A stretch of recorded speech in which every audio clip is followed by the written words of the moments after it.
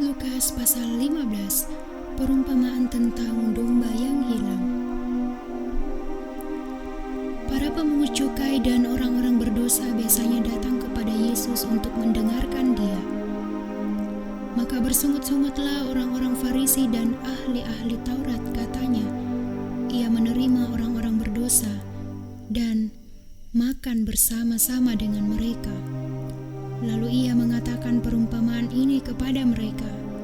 Siapakah di antara kamu yang mempunyai 100 ekor domba, dan jikalau ia kehilangan seekor di antaranya, tidak meninggalkan yang 99 ekor di padang gurun, dan pergi mencari yang sesat itu sampai ia menemukannya.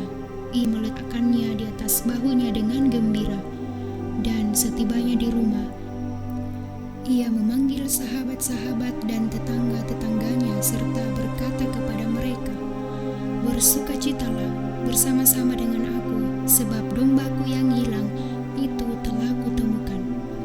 Aku berkata kepadamu, demikian juga akan ada sukacita di sorga karena satu orang berdosa yang bertobat, lebih daripada sukacita karena 99 orang benar yang tidak memerlukan pertobatan." Perumpamaan tentang dirham yang hilang. Atau perempuan manakah yang mempunyai 10 dirham, dan jika ia kehilangan satu di antaranya, tidak menyalakan pelita dan menyapu rumah, serta mencarinya dengan cermat sampai ia menemukannya? Dan kalau ia telah menemukannya, ia memanggil sahabat-sahabat dan tetangga-tetangganya serta berkata, "Bersukacitalah bersama dengan aku, sebab dirhamku yang hilang itu telah kutemukan." Aku berkata kepadamu, demikian juga akan ada sukacita pada malaikat-malaikat Allah karena satu orang berdosa yang bertobat. Perumpamaan tentang yang hilang. Yang orang mempunyai hanya bahkan ketika pemilik yang menjadi hak, lianya membagikan hak di antara mereka. Beberapa pergi ke negeri yang jauh, di sana ia memboroskannya itu dengan orang di dalam negeri itu, dan ia pun mulai melarat. Lalu ia pergi dan bekerja pada seorang majikan di negeri itu. Orang itu menyuruhnya ke ladang untuk menjaga babinya. Lalu ia ingin mengisi perutnya dengan ampas yang menjadi makanan babi itu, tetapi tidak seorang pun yang memberikannya kepadanya. Lalu ia menyadari keadaannya, katanya, "Betapa banyaknya orang upahan Bapakku yang berlimpah-limpah makanannya, tetapi aku di sini mati kelaparan. Aku akan bangkit dan pergi kepada Bapakku dan berkata kepadanya, Bapa, aku telah berdosa terhadap surga dan terhadap Bapa. Aku tidak layak lagi disebut anak Bapa. Jadikanlah aku sebagai salah seorang upahan Bapa." Maka bangkitlah ia dan pergi kepada bapaknya. Ketika ia masih jauh, ayahnya telah melihatnya, lalu tergeraklah hatinya oleh belas kasihan. Ayah itu berlari mendapatkan dia, merangkul dan mencium dia. Kata anak itu kepadanya, "Bapa, aku telah berdosa terhadap sorga dan terhadap Bapa. Aku tidak layak lagi disebutkan anak Bapa." Tetapi ayah itu berkata kepada hamba-hambanya, "Lekaslah, bawa kemari jubah yang terbaik.